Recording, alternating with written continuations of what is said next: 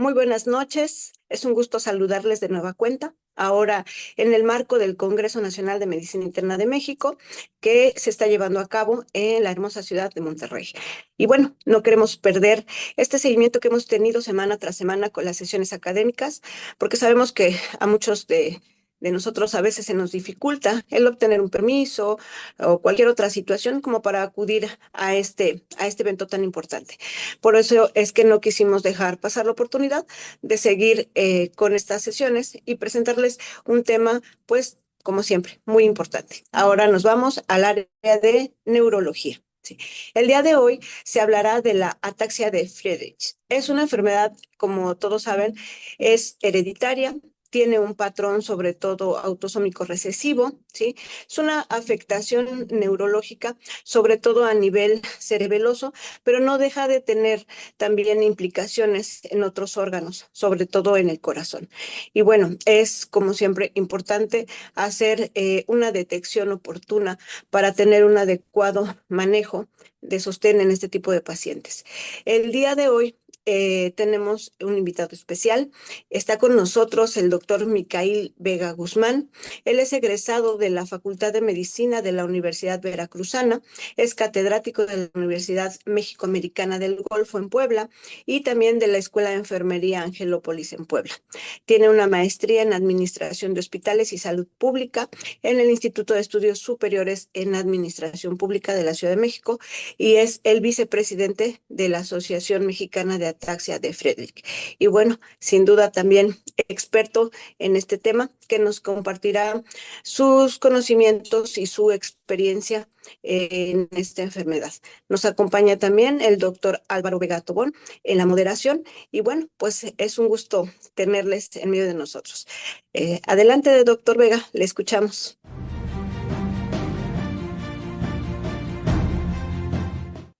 Buenas tardes, yo les voy a hablar hoy acerca del tema de ataxia de Friedreich, teoría y vida. Soy el doctor Micael B. Guzmán, eh, soy catedrático en una universidad de enfermería, soy médico de formación y tengo una maestría en administración de hospitales y salud pública.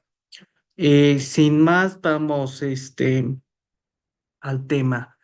Ataxia de Friedreich. Según la Organización Mundial de la Salud, en el mundo existen 8.000 enfermedades raras. La ataxia es una de ellas. Eh, Cuando decimos que la OMS la cataloga como una enfermedad rara, es porque la OMS dice que una enfermedad rara es aquella que se presenta en una persona sobre cada 50.000. Eh, Esta estadística es para la comunidad europea y en la comunidad americana, la ataxia de Friedreich se presenta en una sobre 100.000 personas. Cuando hablamos de ataxia, ataxia es como decir pastel. ¿De qué sabor? Entonces, nos dicen que la ataxia hay cerca de 50 a 100 tipos de ataxia y muchas de ellas también presentan subtipos. Entonces, hablar de ataxia es meterse en un mar muy vasto, muy extenso, que incluso algunos médicos neurólogos no conocen mucho acerca de los tipos de ataxia que hay. Eh, para hablar de ataxia, hay primero que definir la palabra. Entonces, del griego a, viene del griego a que significa negativo y taxios que significa orden. Entonces, es es un trastorno de movimiento que se caracteriza por alteraciones del equilibrio y de la coordinación. Es un trastorno de movimiento que no tiene un orden específico, que no sigue un patrón. Eh, Se produce generalmente por disfunción a nivel cerebeloso, aunque también pueden participar diferentes lesiones cerebrales y otro tipo de factores. Y esto nos lleva a decir que ataxia, podemos decir que hay de dos tipos, ¿no? Bueno, dos tipos grandes en general. Hereditarias, ataxias de tipo hereditario y ataxias del tipo adquirido. Las ataxias hereditarias se asocian a deficiencias de codificación de proteínas. En este caso, ataxia de Freytag es una ataxia que carece de la codificación de una proteína que se llama frataxina. Eh, y las ataxias adquiridas se asocian a malformaciones del sistema nervioso central, ya sea cuando el producto se está formando o por algún traumatismo, o también se puede asociar a la ingesta de fármacos, a toxicidad a algunas sustancias, eh, bueno, daño cerebral después de un accidente cerebrovascular, etcétera. Y se subdividen a su vez en aguda, episódica y crónica. Cuando hablamos de ataxia de Friedreich, ya directo en materia de lo que es el tema, la ataxia de Friedreich es una ataxia de tipo hereditaria. Hay ataxias que son de tipo hereditario, autosómico dominante, pero esta es autosómica recesiva y tiene la característica que, hablando de ataxias, la ataxia es una enfermedad rara, pero dentro de lo raro, la ataxia de Friedreich es la ataxia más común. ¿Dónde está el problema? El problema está en un gen, en el cromosoma 9, que codifica una enzima que se llama frataxina. ¿De qué se encarga la frataxina? La frataxina se encarga de, a nivel mitocondrial, la quelación de hierro a nivel mitocondrial. Pero como no existe esta proteína que se llama frataxina, empieza a haber acumulación de hierro y esta acumulación de hierro produce radicales libres y estos radicales libres generan un ambiente tóxico al interior de la célula y entonces la célula se empieza a morir por apoptosis y cuando empieza a morir o cuando hay muerte de una gran cantidad de células, empieza a ver lo que es el daño a nivel sistémico. ¿Cuáles son los principales órganos que tienen una alta demanda metabólica de frataxina? Sistema nervioso, corazón, páncreas e hígado.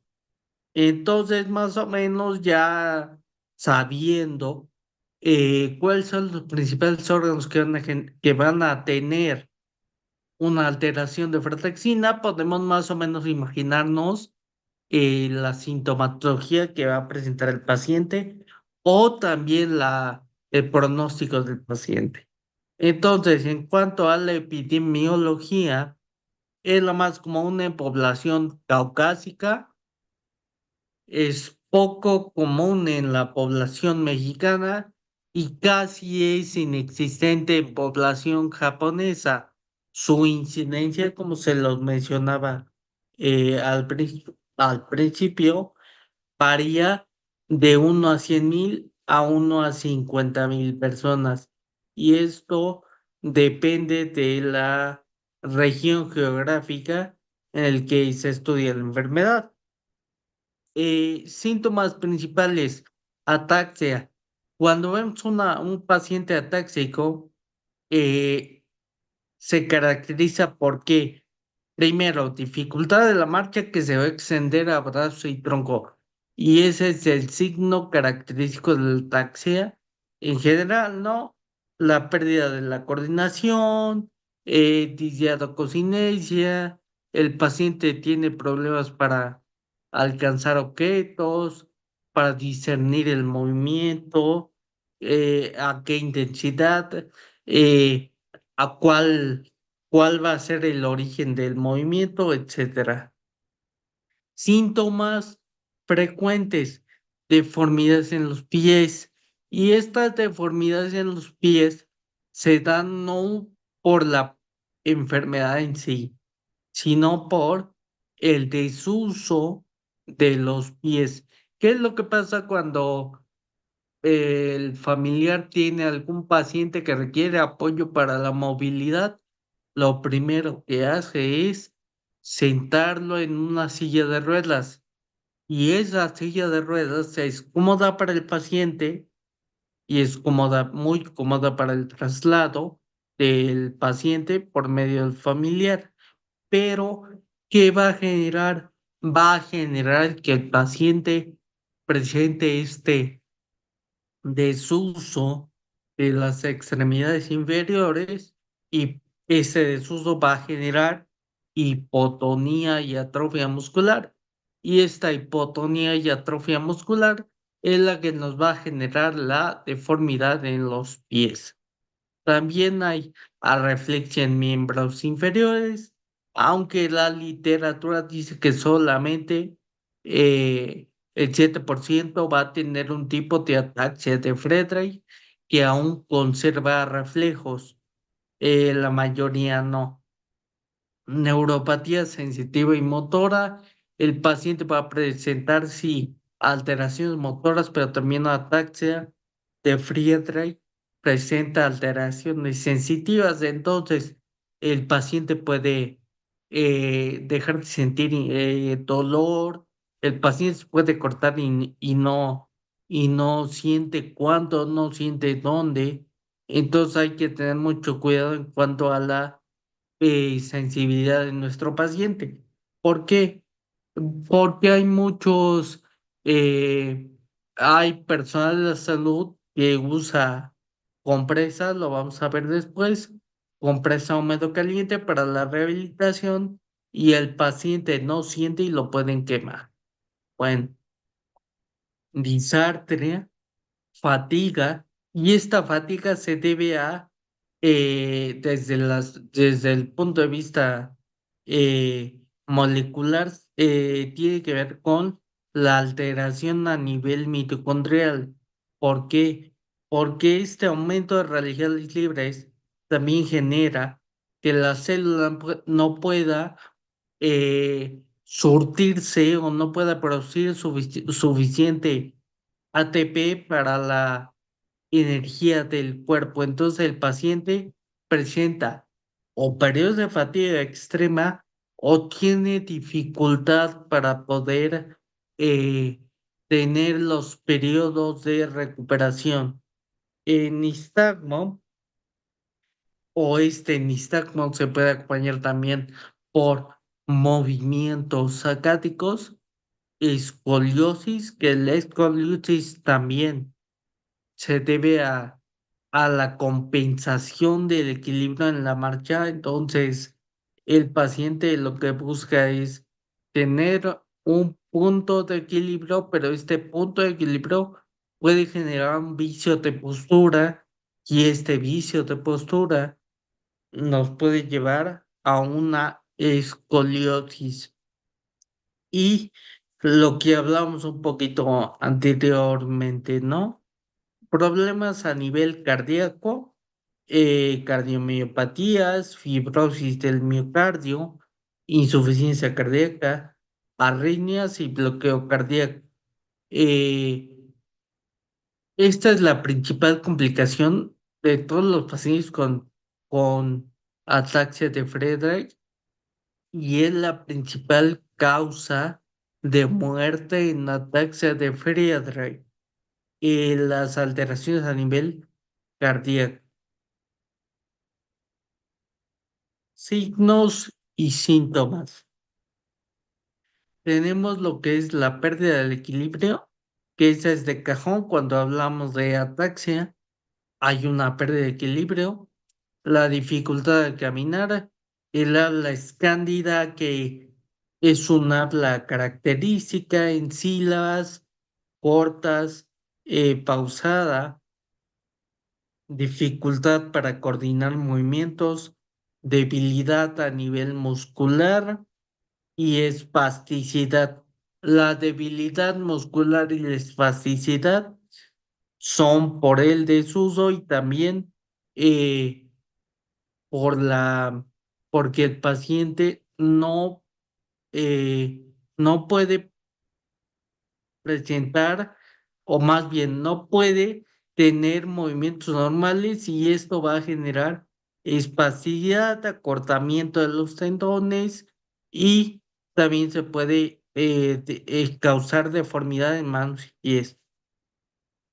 Disfagia, que también es un problema de la coordinación a nivel cerebeloso, que va a ocasionar esa disfagia, y que el paciente también se puede ahogar mientras come, sobre todo alimentos líquidos, y la pérdida de sensibilidad de brazos y piernas.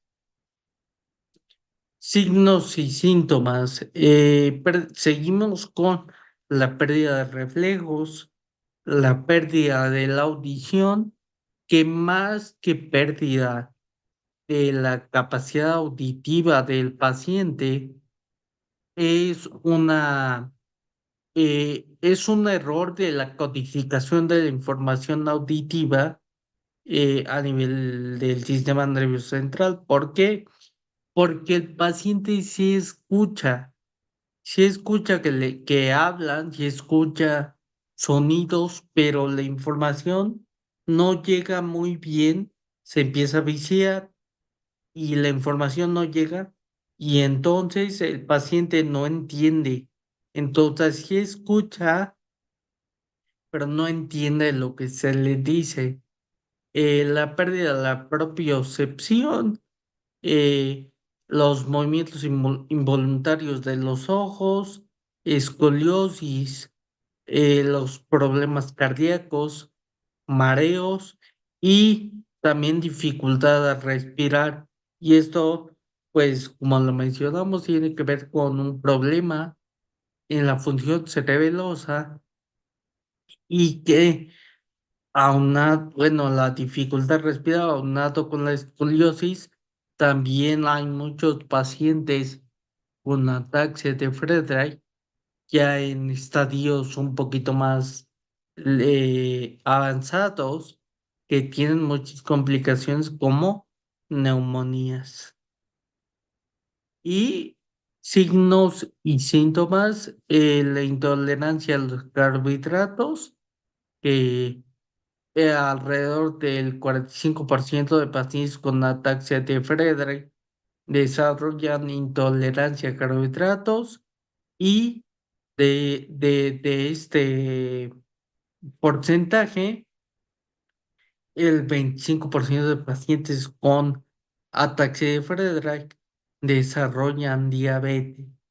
También decíamos que debido a la falta eh, de producción de ATP, tiene un proceso de recuperación tardío, y esto es para cualquier enfermedad. Aunado a esto, también el paciente con ataxia de Friedreich presenta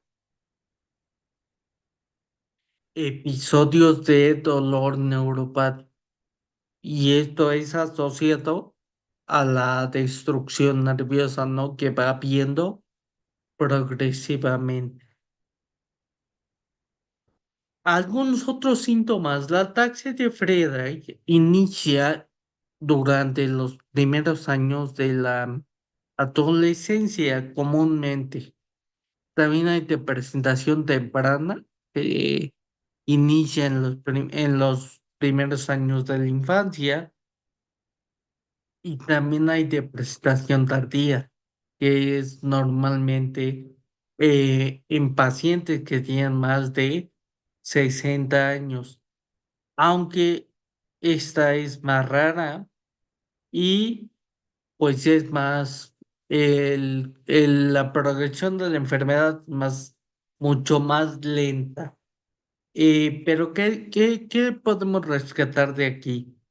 Que el paciente que tiene disarter, que tiene escoliosis, que también tiene problemas por el control de esfínteres, que es un paciente joven, que tiene cardiopatía y que tiene hipoacusia, muchas veces o la mayoría de las ocasiones genera ansiedad y depresión.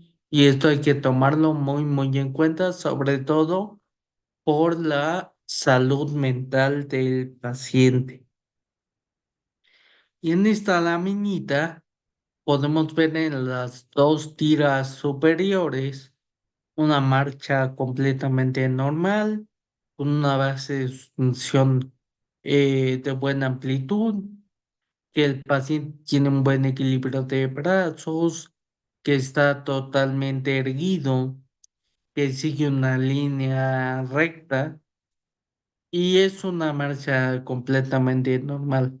Las dos tiras de abajo es una marcha táxica en donde vemos una base de sustentación amplia para que el paciente, eh, entre más amplia es la base, mayor equilibrio tiene el paciente.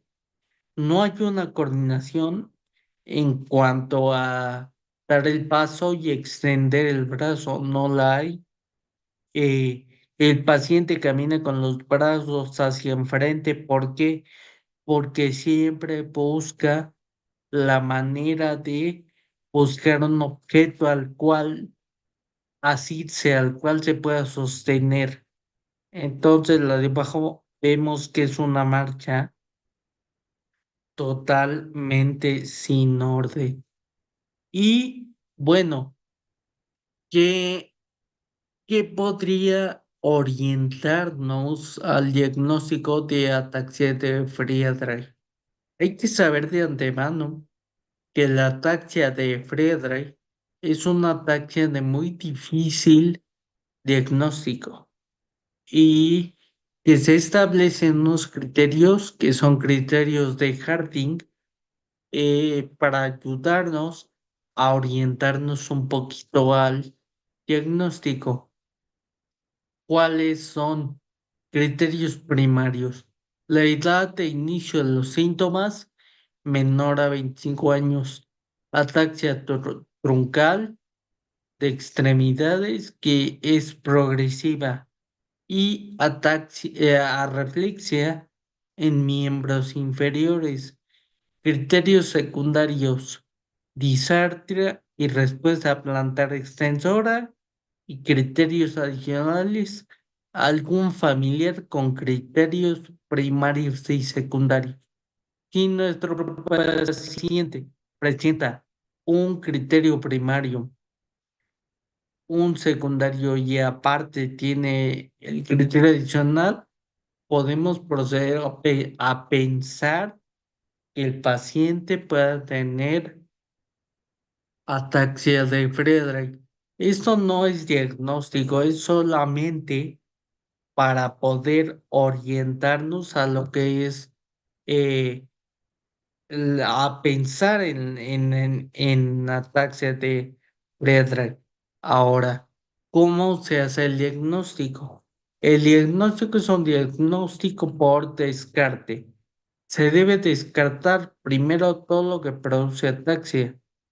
Se debe establecer el inicio de los síntomas, descartar enfermedades como accidentes cerebrovasculares, traumatismos, eh, alguna alteración a nivel, de cerebro, esclerosis múltiple, etcétera. Debe hacerse por resonancia magnética para descartar alguna malformación o repito, algún evento cerebral vascular, punción lumbar para descartar ya sea alguna enfermedad bacteriana o viral que nos pueda producir, alteraciones táxicas, y también análisis tóxicos en orina y sangre, sobre todo para descartar algún, eh, algún proceso tóxico por algún fármaco o alguna sustancia. Y una vez que ya descartamos todo lo anterior, se procede a hacer el tamizaje o el examen molecular. ¿Cuál es la velocidad de evolución?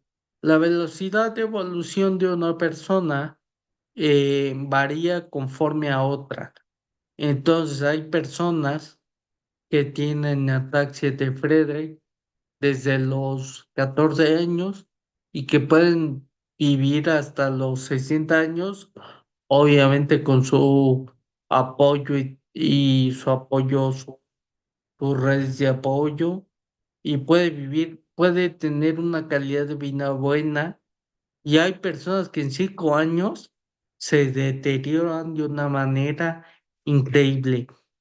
Aunque se dice que después de 10 a 20 años de los primeros síntomas, el paciente ya debe de usar por lo menos silla de ruedas. ¿Cuál es el tratamiento y cuál es el pronóstico? El tratamiento es sintomático. ¿Qué es esto? Fármacos para su cardiopatía, fármacos, sus antiarrítmicos.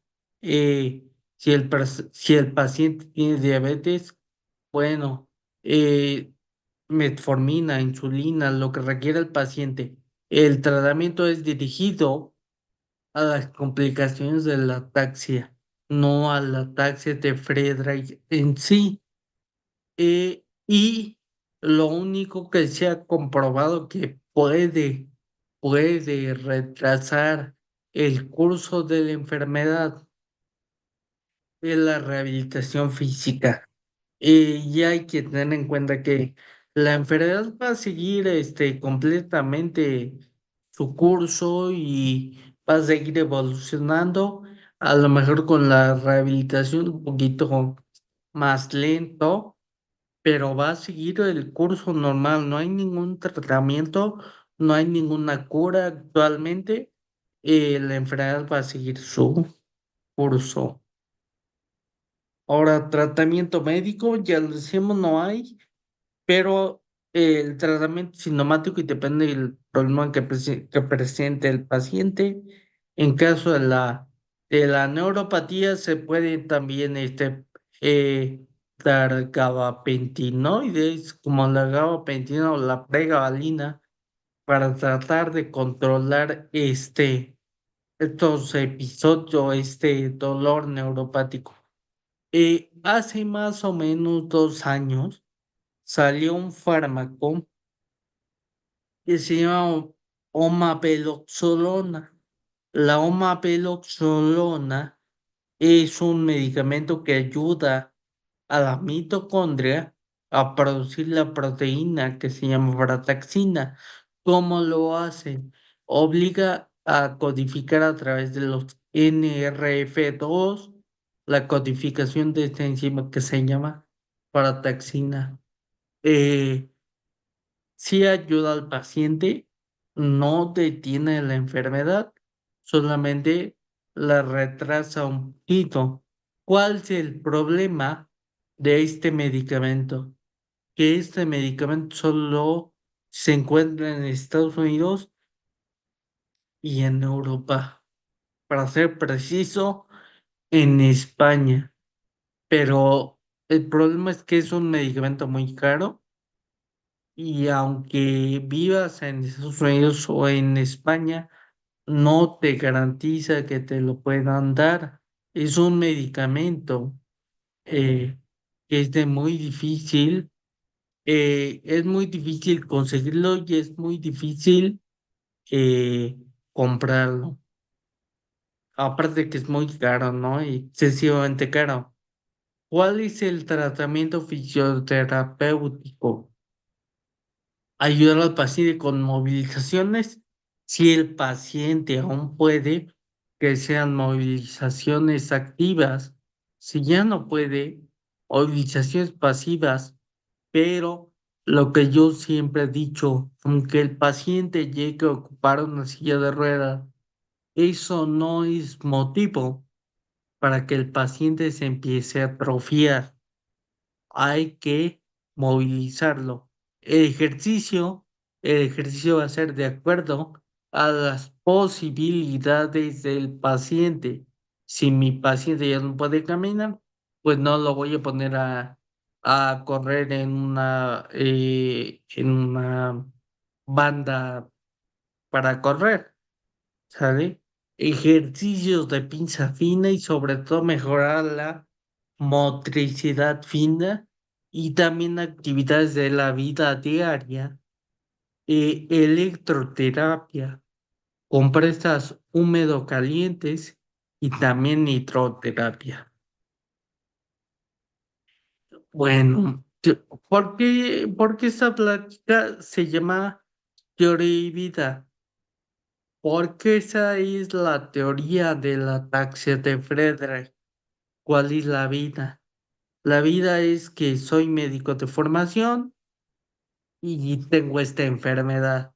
Entonces, es un video que yo hice hace aproximadamente 3 años. Actualmente no puedo caminar por mí mismo. Necesito apoyo de una persona o de un auxiliar para caminar. Pero es un video más o menos para que veamos una marcha táxica.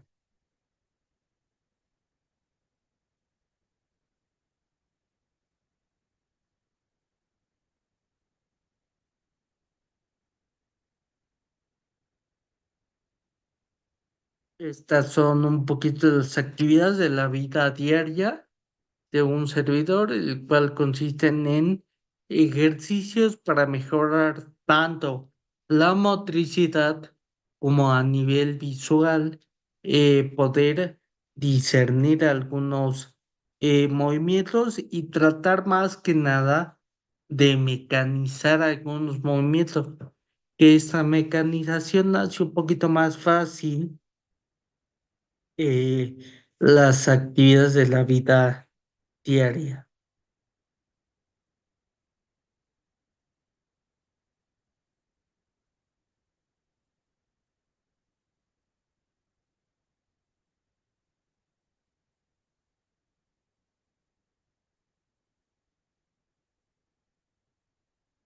Otros ejercicios también de pinza fina,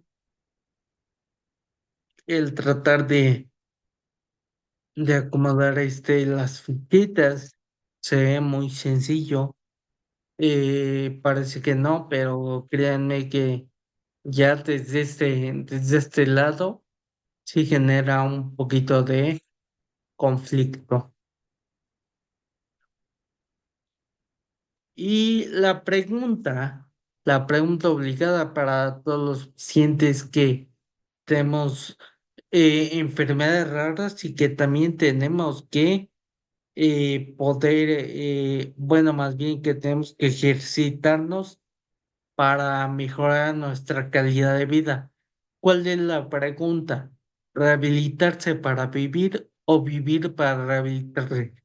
Si tú lo ves desde el punto de vista que yo vivo para la rehabilitación, es un poco tedioso, es un poco engorroso tener que estarlo haciendo día con día. El hecho de que día con día bueno, tu cuerpo te recuerda que tienes una enfermedad, no es tan agradable.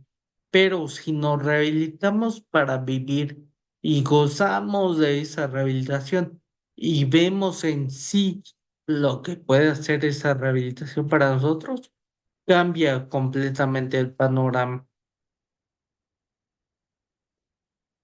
Y bueno, yo vengo de parte de MAFAC. ¿Quién es MAFAC? Somos la Asociación Mexicana de Ataxia de Friedreich. Estamos en movimiento. ¿Cuál es nuestra misión?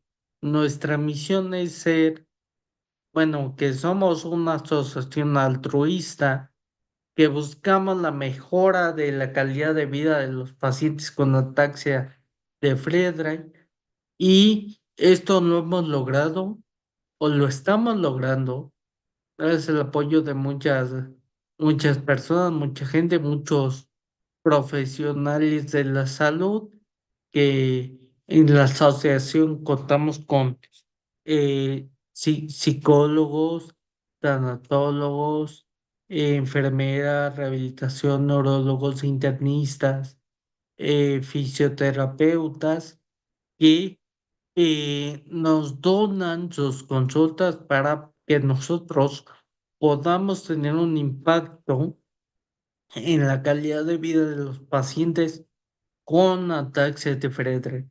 Les dije, ataxia de Friedreich es una ataxia de muy difícil diagnóstico, pero gracias a todo el avance y a todas las personas que se nos han unido y a todas las instituciones, entre ellas el Instituto Nacional de Rehabilitación, hemos logrado diagnosticar al primer paciente con ataxia de Friedreich en Morelia, Michoacán. Entonces, es un gran logro para la asociación y sabemos que no es el único.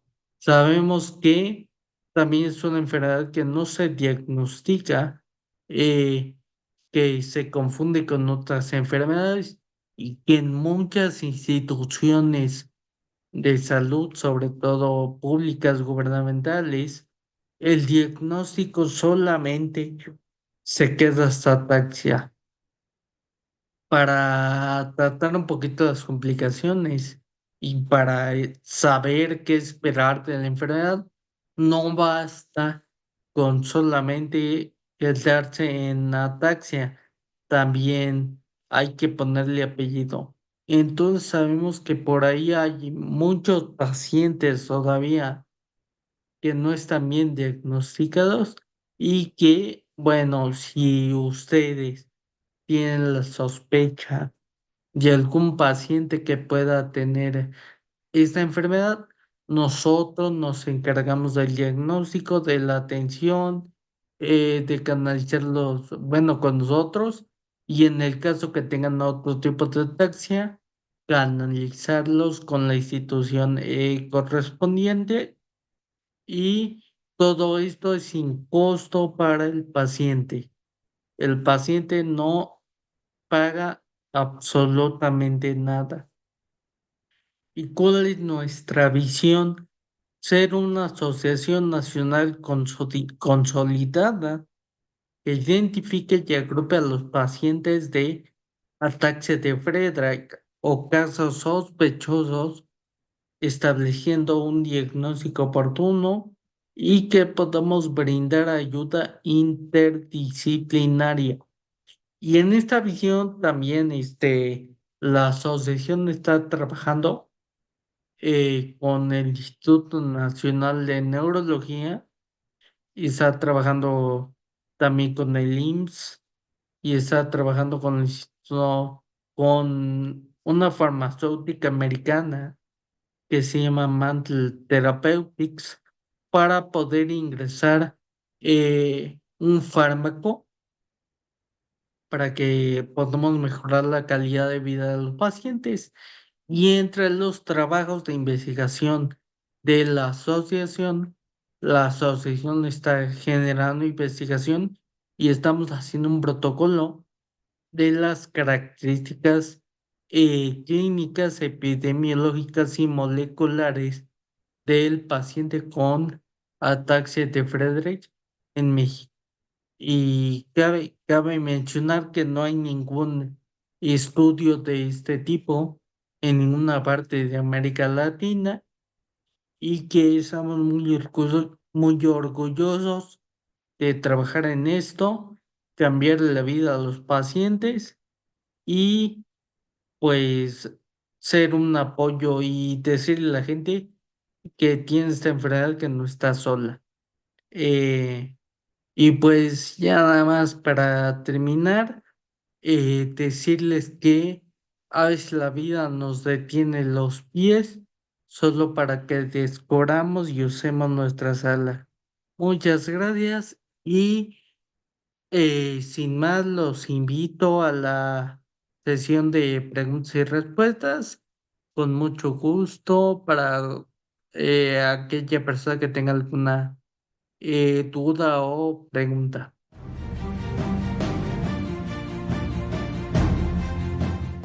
Pues muy buenas noches de nueva cuenta. Como siempre les digo, es un gusto estar con ustedes y que estén pues también conectados en esta noche. Sabemos que incluso aunque estamos en el marco de un congreso, el Congreso Nacional de Medicina Interna de México, pues también tenemos muchos médicos que, como decía desde un inicio, por diversas circunstancias no pueden estar presencialmente. Y bueno, por eso y muchas otras más razones, bueno, damos continuidad a estas sesiones académicas. Quiero agradecerles a los doctores Vega, al doctor Micail, al doctor Álvaro Vega Tobón, bueno, que hayan tenido pues la disposición y esa entrega siempre para con el colegio, para poder compartir con nosotros un tema tan importante. Y antes de iniciar nuestra sesión de preguntas y respuestas, quiero hacer un breve comentario pertinente. En el momento en el que se hizo la difusión de la sesión académica del día de hoy, hay gente también que está involucrada en el área de diseño y por ahí tuvimos alguna falla en ese sentido. Hemos ya expuesto un comunicado pidiendo de verdad una sincera disculpa. Es una situación técnica que de repente un poco salió de control, pero pues saben que aquí en el colegio pues los queremos y los abrazamos con todo el corazón. Doctor Vega, que lo conocemos de hace tantísimos años, y claro, al doctor Micail, por supuesto. Entonces,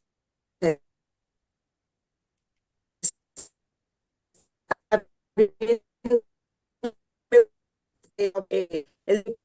quisiera dar un saludo inicial y, verdad, muchísimas gracias por este tiempo tan valioso que nos brinda. Gracias. Gracias.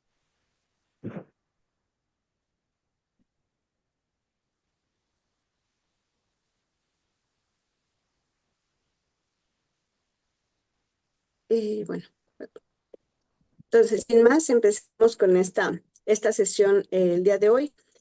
Como siempre les comento, hay muchas personas conectadas desde el interior del país, incluso de otros países como Estados Unidos, Guatemala, El Salvador.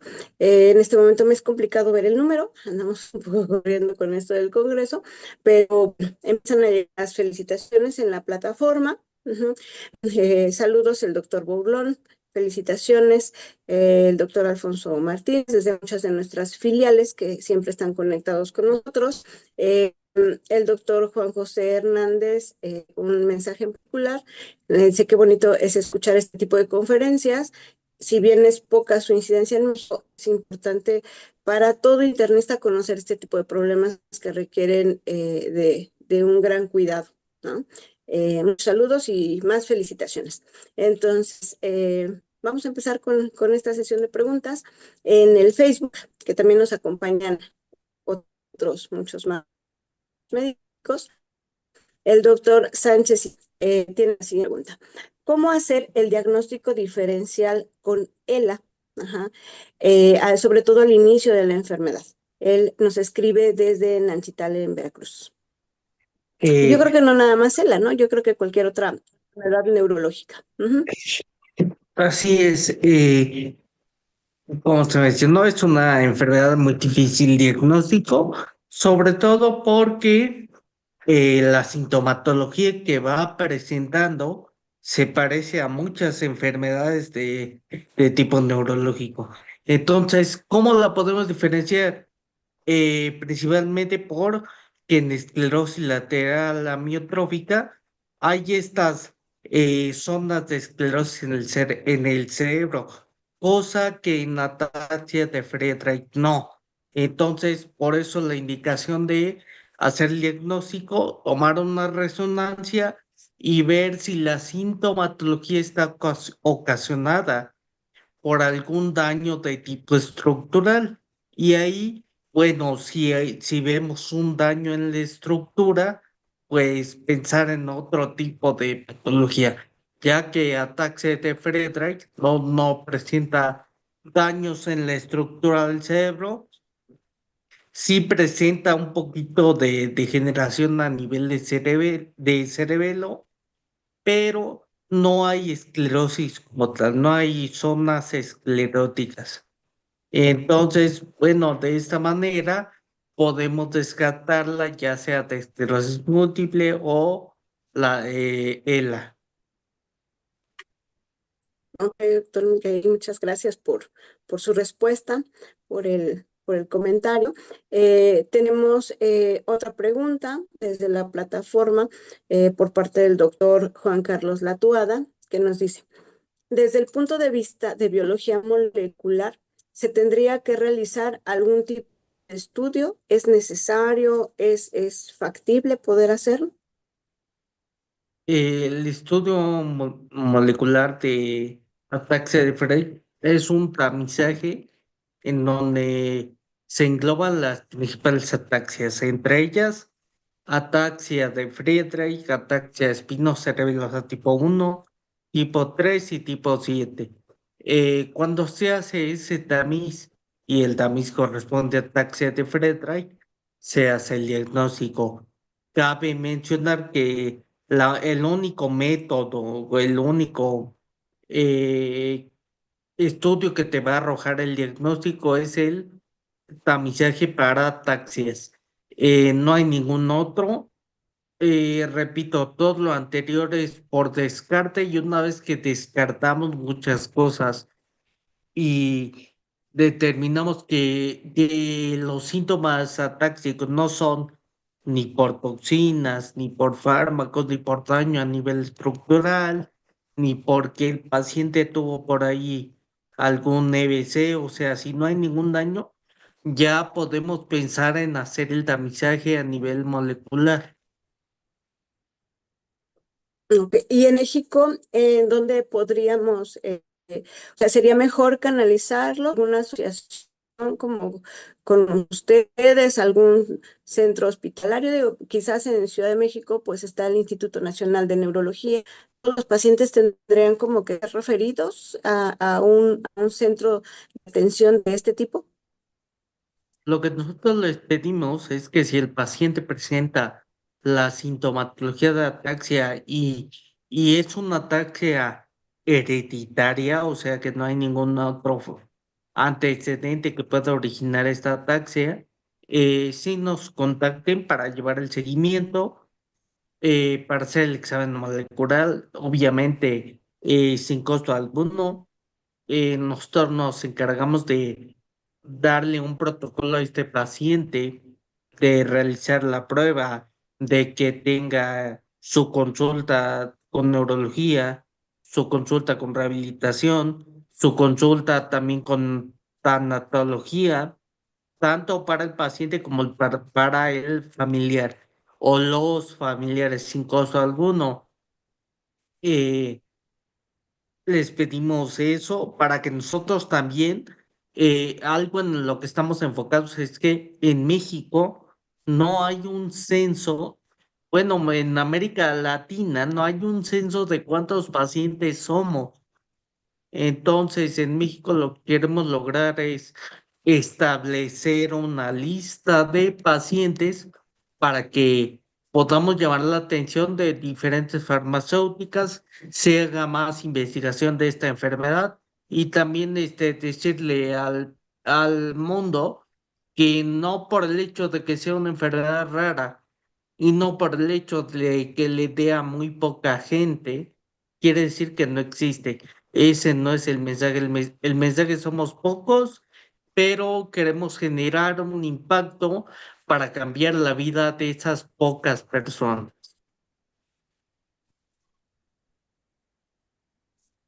Sí, claro, eso es súper importante y en eso tiene mucha razón.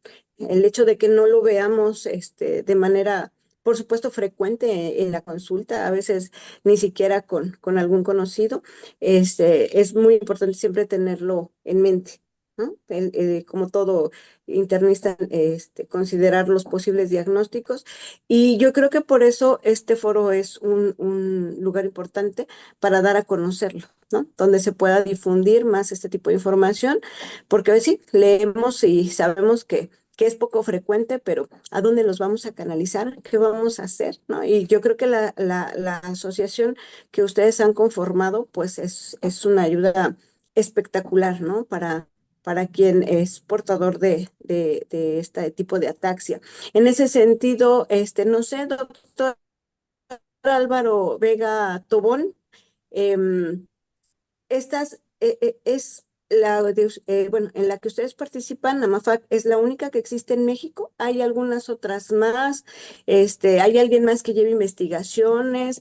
¿Cómo se generan las aportaciones y de qué tipo a una asociación como en la que ustedes han tenido a bien, pues, dar soporte e involucrarse?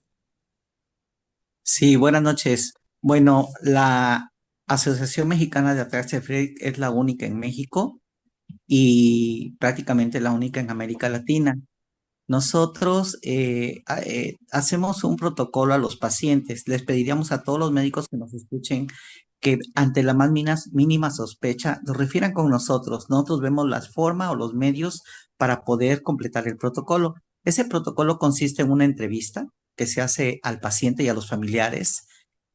Se le hace valoración neurológica. Si el neurólogo si los neurólogos que participan con nosotros consideran que es un ataxia tipo genético, desde los puntos de vista clínicos que ya dijo el doctor Micael Vega, entonces nosotros pasamos al paciente a un estudio socioeconómico, valoración psicológica, por supuesto, y a la realización de árbol genealógico y a la toma de la muestra sanguínea. Esta muestra sanguínea se envía a México, al Instituto Nacional de Rehabilitación o Instituto Nacional de Neurología y Neurocirugía para su tamizaje. Cabe comentar que no solamente nosotros hemos diagnosticado ataxia de Friedreich, sino también otro tipo de ataxias, ¿sí? Tenemos, por ejemplo, el diagnóstico de ataxia praxio-colomotora, el diagnóstico de ataxia espinocerebrosa tipo 7 y otros tipos de ataxias que hemos detectado. Actualmente nosotros estamos haciendo un estudio de investigación que se titula en este momento, porque vamos encontrando información, tenemos que ir prácticamente realizando los enfoques necesarios para que sea un trabajo completo, el primero en Latinoamérica, que se llama Características epidemiológicas, clínicas, bioquímicas y moleculares del paciente con ataxia de Friedreich mexicano. Y estamos participando por ahí con un laboratorio americano, ¿verdad? Que está probando 2 moléculas en pacientes con ataxia de Friedreich. Apenas se están haciendo los tamizajes. Y también cabe comentar que en este caso se están haciendo estudios epigenéticos, no tan solo la prueba molecular, sino epigenéticos para tener ya la certeza de qué tipo de ataxia de Friedreich tiene, ¿sí? Nosotros nos movemos a través de aportaciones voluntarias.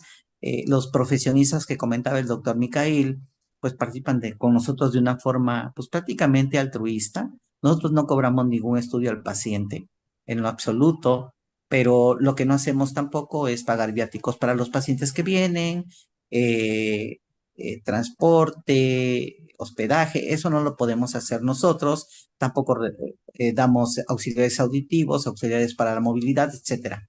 Pero podemos hacer algo para poder apoyarlos, ¿sí?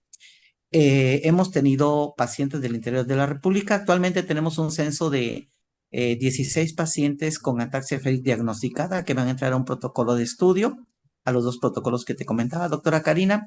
Y bueno, nos movemos a través de aportaciones que voluntariamente se realizan. Somos una asociación altruista, aún no nos constituimos como una asociación donataria. Y tenemos un comité por ahí de acción social que es quien se encarga de ir recabando fondos. Aparte, nosotros tenemos sesiones académicas mensuales, sesiones académicas presenciales cuatrimestrales.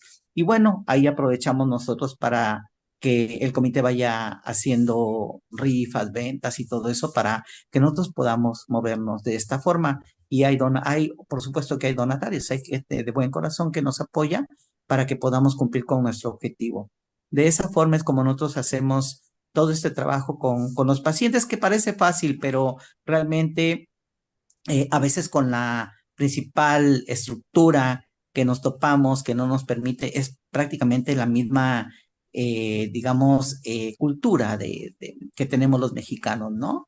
La ataxia o quienes padecen de ataxia, pues prácticamente se invisibilizan, ¿no?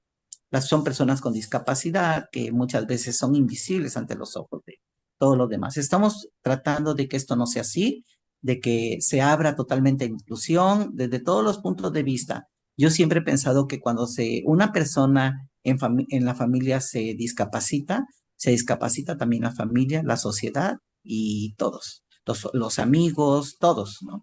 Entonces estamos tratando de abordar todos esos enfoques de nuestra asociación. Nos pueden encontrar en Amafac, en www.amafac.com y en Facebook también como Amafac y Amafac AC. Entonces, de esa forma es como nosotros venimos trabajando.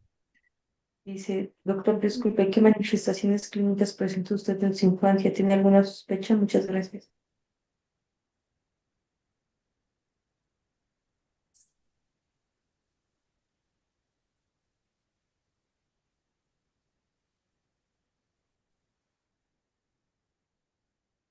No sé si se alcanzó a escuchar una pregunta que nos hicieron de forma directa. ¿No se entendió? No. No sé, La pregunta fue las manifestaciones clínicas que yo padecí en la infancia y que si me ayudaron a generar una sospecha. Bueno, en mi infancia temprana, yo siempre tuve problemas de equilibrio, yo siempre tuve problemas para andar en bicicleta, me caía de la bicicleta, me tropezaba mucho. Cuando había fiestas infantiles, pues yo tiraba del refresco, tiraba los vasos, se me caían las cosas y nunca pude armar los famosos Legos, nunca pude. Entonces tenía problemas de la coordinación en cuanto a pinza fina. Eh, o nos ayudó a establecer una idea de lo que era taxa de Friedreich. Sinceramente, no. ¿Por qué? Porque para empezar no la conocíamos, no sabíamos qué era eso hasta que me dieron el diagnóstico. Pero afortunadamente un doctor, un neurólogo, con el cual yo rotaba en vacaciones cuando yo estaba estudiando medicina, él se dio cuenta que yo tenía eh, anormalidades del movimiento. Y entonces, gracias a él, me empezaron a estudiar, me protocolizaron, me enviaron con otro doctor. Ese doctor le dijo a mi papá, ¿sabes qué? Llévalo al Instituto Nacional de Neurología y pues ahí me hicieron el estudio, el protocolo, mi tamiz y pues salí positivo a taxia de Friedreich. Ya, bueno. Agradecemos que tenga, doctor Micael, esa pues apertura con nosotros, ¿no? De un tema pues tan importante y tan personal al mismo tiempo, ¿no? Y que de alguna manera pues es pública su vida, ¿no? Pero pues al final del día son cosas como muy íntimas y bueno, agradecemos de verdad de corazón porque pues es difícil que uno lo pueda escuchar de una persona con este tipo de, o bueno, con cualquier otro tipo de ataxias, ¿no?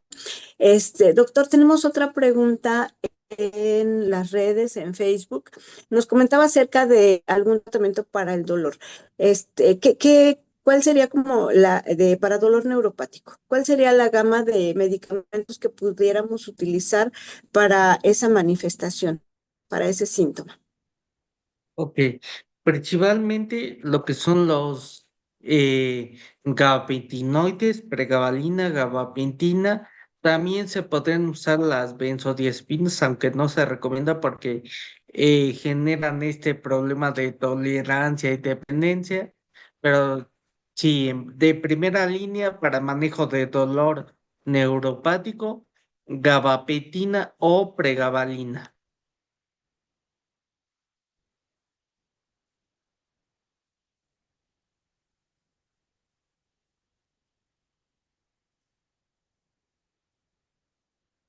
Parece que perdimos un poco tema con el internet.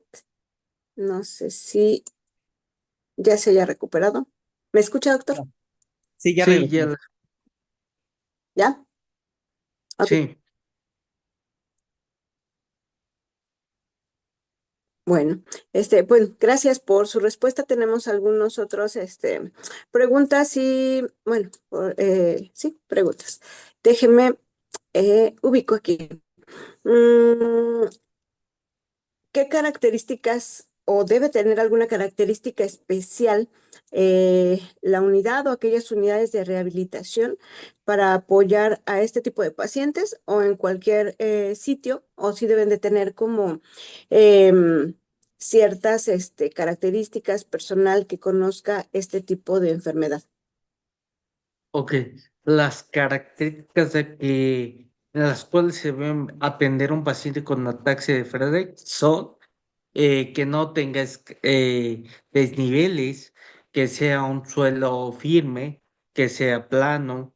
Y aquí varía mucho también eh, la condición física del paciente, porque si está en una etapa temprana aún puede caminar, aún puede ayudarse de las barras para poder establecer la rehabilitación de la marcha, pero si mi paciente ya está en silla de ruedas o no se puede mover, sí es adecuado que tengan una camilla amplia, una colchoneta amplia para poder hacer las movilizaciones pasivas.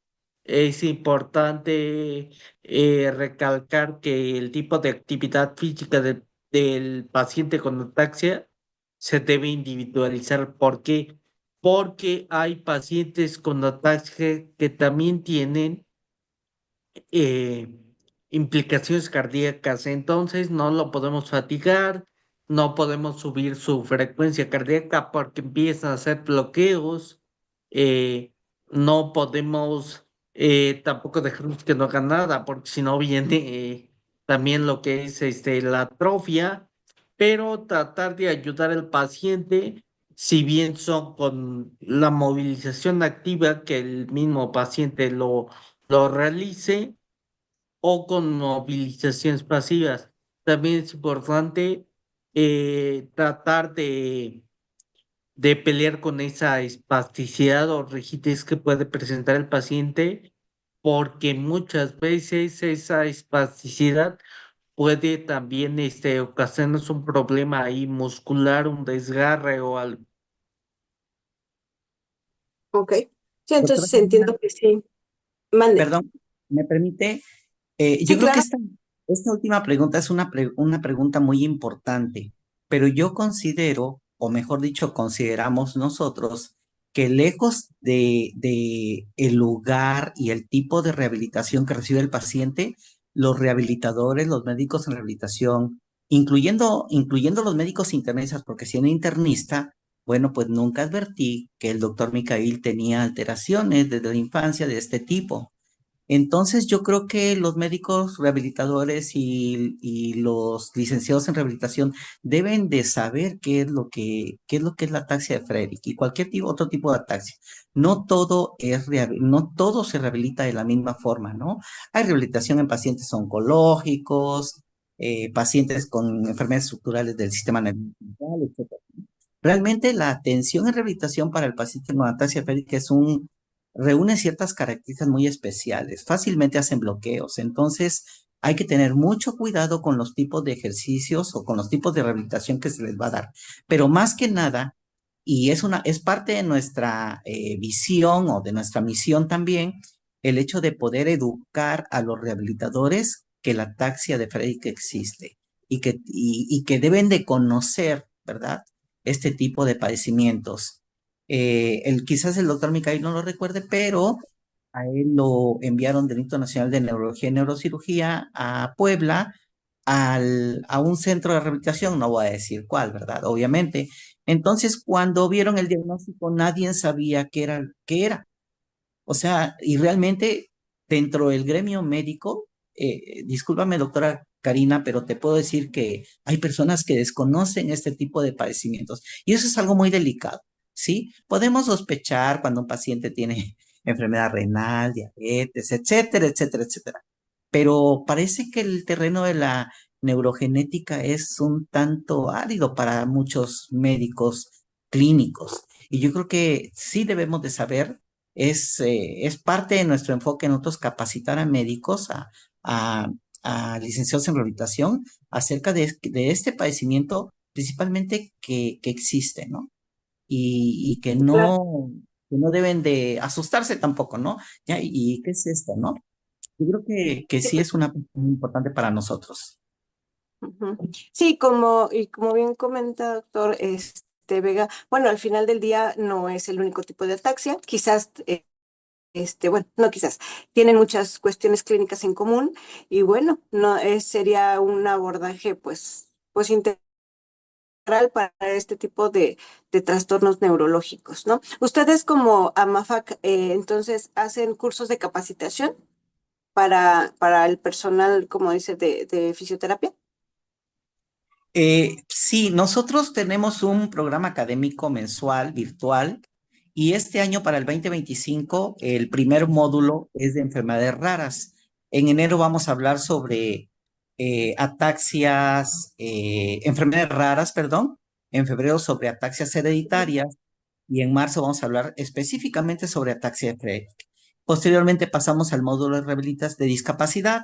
Vamos a hablar de técnicas de rehabilitación. Tenemos cursos de cuidado del cuidador del punto de vista físico y del punto de vista emocional. O sea, tratamos de dar todos los enfoques que engloban a las enfermedades raras, muy especialmente a la ataxia febric y a lo que es el terreno de la discapacidad.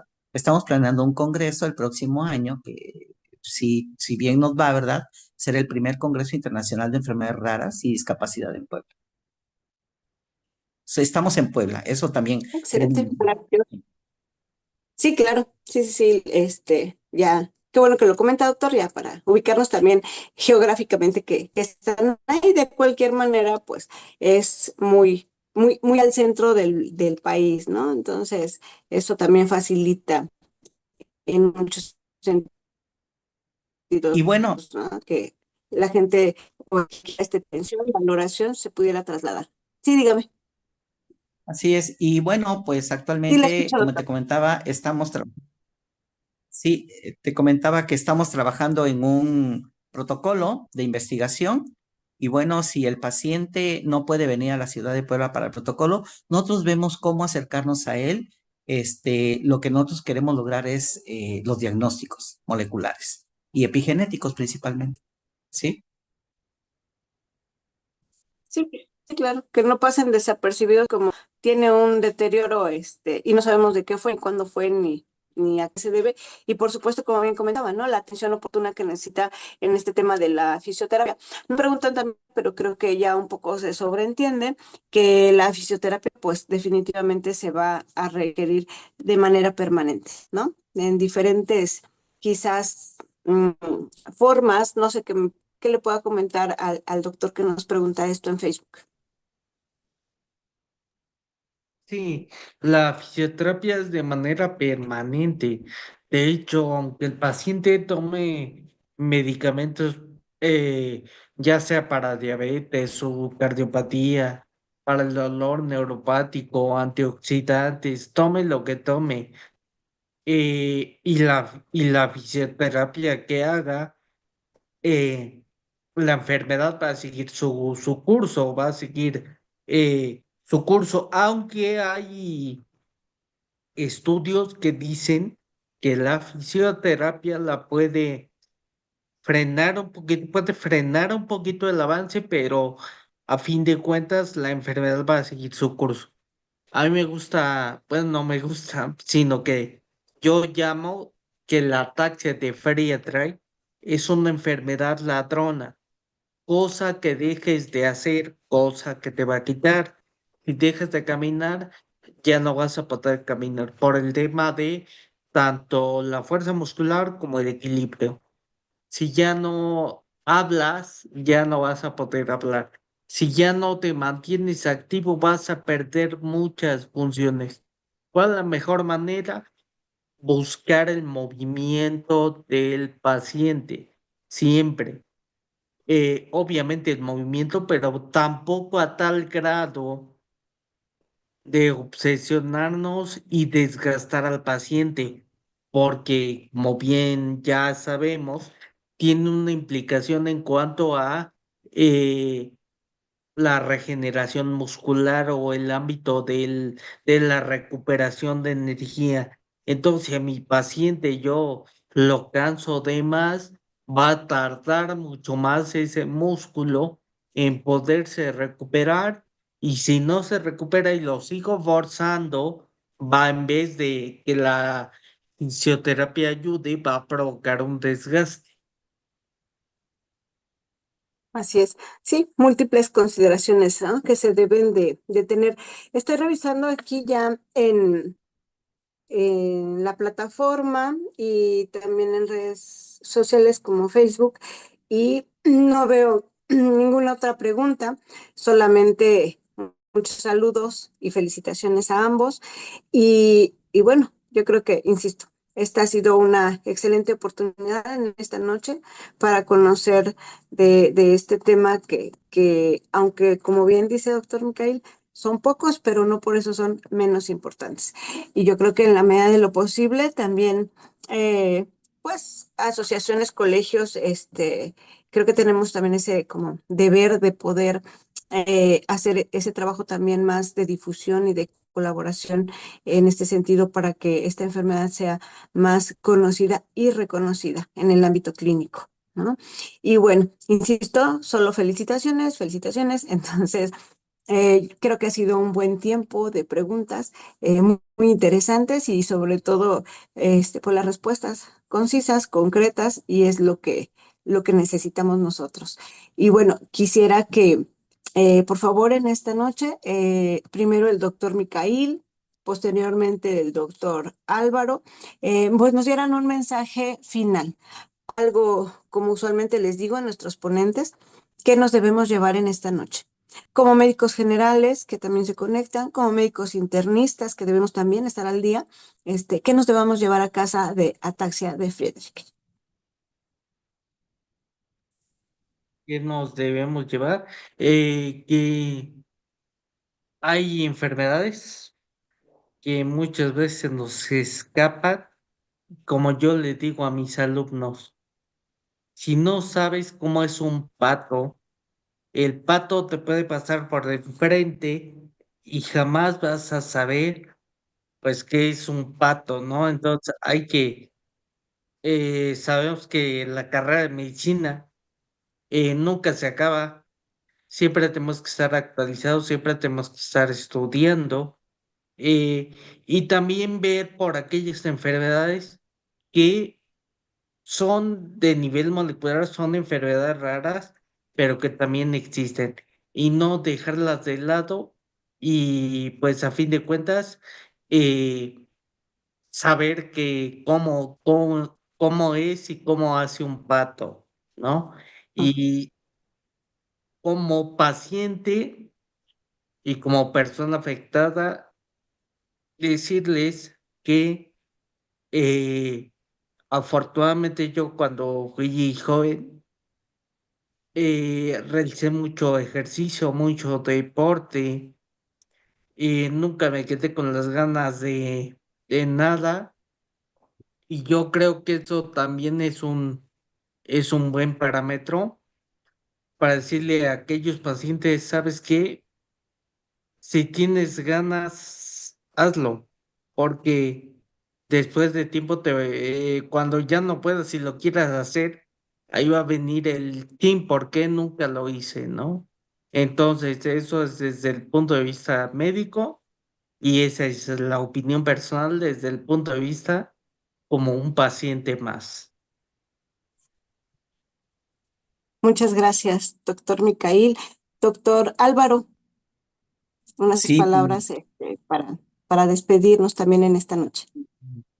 pues yo me quedo con la firme convicción de que cada persona que esté viendo esta charla, ¿verdad? Charla de amigos, lleve este mensaje a todas las personas y sospechemos la enfermedad. A veces vale la pena equivocarnos y que no sea, pero si nosotros podemos sospechar la enfermedad y poder diagnosticarla, pues estamos juntos, estamos en esto, estamos en movimiento, sí, que es nuestro eslogan. Entonces me quedo con la firme convicción de que cada persona que entró a esta charla va a ser portavoz de lo que nosotros estamos haciendo y decirle a las personas cuando tengan algún paciente que no están solos, que aquí estamos nosotros. Algún día nosotros estuvimos solos, doctora Karina, ¿sí? Corriendo de un lado para otro y todo eso. Desde ese momento, y una vez que terminé mi presidencia del Colegio de Medicina Interna del Estado de Puebla, pues supe que esa era mi misión. Dije, pues por algo, o sea, por algo pasó esto y vamos a sacarlo adelante. Y lo estamos haciendo. Yo creo que lo estamos haciendo muy bien. Ya diagnosticamos nuestro primer caso de ataxia de Friedreich en México y estamos haciendo investigación. Entonces, cada persona que nos esté escuchando, por favor, sean portavoz de todo esto. Cualquier duda que tengan, aquí estamos nosotros. Tenemos profesionales altamente calificados para que si en algún momento dado hay alguna duda, pues la podamos contestar, ¿sí? Y agradecer al Colegio de Medicina Interna de México esta oportunidad que nos dieron, igual que en Villahermosa, ¿verdad? Para que nosotros podamos difundir. Nuestro objetivo es que conozcan a la asociación. Y el objetivo de la asociación es hacer investigación sobre este padecimiento. Te agradecemos de todo corazón, doctora Karina, a ti y a todo el equipo que hacen posible todo esto. Gracias. Al contrario, muchísimas gracias a ambos, doctor Micail Vega. Un fuerte abrazo hasta donde estemos, a Puebla, creo yo. Y doctor Álvaro, por acá nos seguimos saludando, ¿no? En Claro que sí. Monterrey. Muchísimas gracias a todos los que están allá, los que estamos acá. Siempre es un gusto y saber que están conectados a nuestras sesiones. Sabemos que estamos ya un poco terminando el año, fines de noviembre, pero todavía tenemos por ahí un par de sesiones más antes de que concluya como tal el 2024. Así que ya les estamos anunciando acerca de la siguiente sesión, pero nos vemos la próxima semana, miércoles 4 de diciembre, como siempre, a las 8 de la noche. Gracias, doctores. Gracias a todos los que nos acompañan. Que tengan muy buenas noches. Que descansen.